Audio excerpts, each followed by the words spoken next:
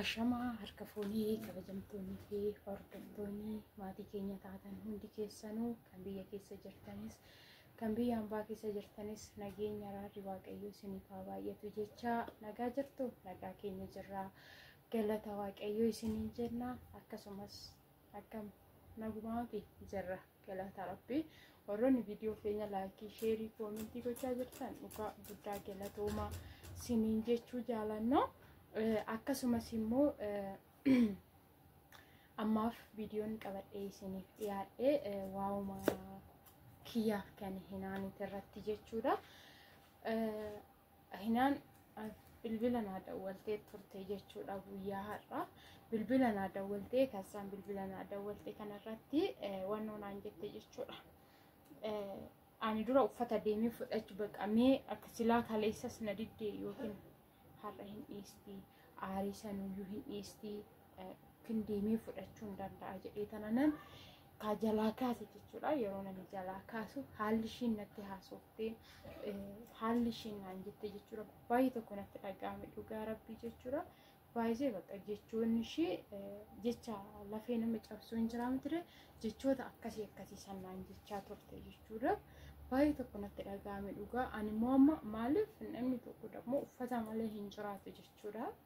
Lamsaalee anamma biyaans uumaa wanti nu biraa qabu tokko iyyuu hin jiru jechuudha. Laalaafi kootii kana kanuma argitan kanuma samuunii uffadhee jiru hin jira jechuudha. Kanan shaashii kana warra ollaatiif fudhadhee kazaan indoom har'a shurraabii kanaayyuu namarraa fudhadhee jechuudha. Saniin ala wantiin of biraa qabu tokko hin jiru jechuudha. Gurdii kanallee micayyoo oon qabdi kanatti bultee kazaan uffata kee miicca biyyatee gurdii kanaayyuu naaf kennite gurdii kanallee kan namaa kan uffachaa jira jechuudha. Wanti takka wanti nan ofii kiyyaa of biraa qabu tokko hin jiru jechuudha. Silazaa bilbila dawwaltee jechuudha.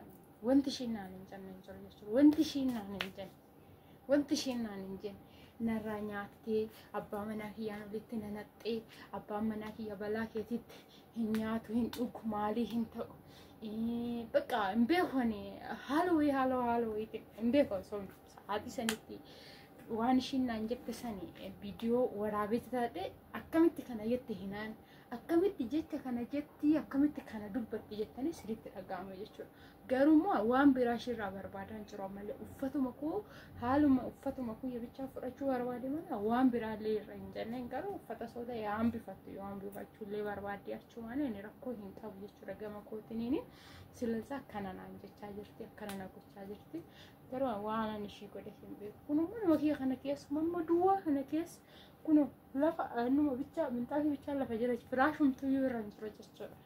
Bakka lamin ani naannoo kana keessatti namni nani beeku tokko hin jiru. Wajawee amma bakkeen ani iddoo nani itti jiraadhu kana keessa namni tokko namni fira kooti jedhee lamisaalee warra ollaa kiyyaa amma fillafiitii kiyya jiran kanaana namni nama kooti namni kun fira kooti jedhee beeku tokko hin jiru. Lamin ani kanan dhufe fageenya irraa hin dhufe ishiinis immoo akkuma koo ishiinis immoo jireenya kaashin mana qabdii abbaa manaa qabdii ilma qabdii jireenya ishee jiraachaa jirti. Sa'aatii kanatti dammoo naman qabu tokkollee hin qabu jechuudha. Garuu biddeen biyya ambaa keessatti walitti nu fidee walitti nu finnaanis immoo naannoo tokkotti galle kun immoo carraadha jechuudha. Hiriyyaan lamaan ol argachuun garuu hiriyyaan lamaan akkan ol gochuun baay'ee ulfaataadha.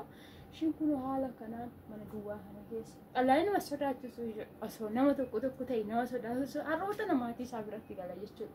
Asii kutee dammoo inni immoo har'a immoo mana kiyya sirreeffachaa hin jira mana kiyya keessa nan jiraadha jedhee maatii kiyya bira maatiin kiyya galgala ganama dawwalanii akkamitti jirtaa eessa jirtaa maalirra jirtaa maatiin kiyya ishiitti amananii nagaa lakkisan jechuudha. Harmeen koo ishiitti amantee nagaa lakkiste jechuudha. Lamin ka ishiin achi jirti omaa hin taatu booddeenyaan ishee sababa achi jirtuufiyyuu micayyoo koo omaa hin taatu jettee nagaa lakkiste jechuudha.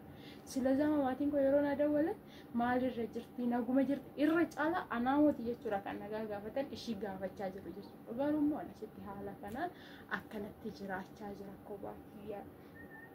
Sinin jechuu jaaladha garuu immoo maalan beekan waaqayyo waan biraan jedhu lubboonaa ishee haa deebisuu fi kannatti aartii kanas immoo aarii kana qabbana yaa buusuuf jedheetu mananan itti dhiisee sinin jedha. Ani immoo haasaa kana muris kanan naase mee isin jechuudha.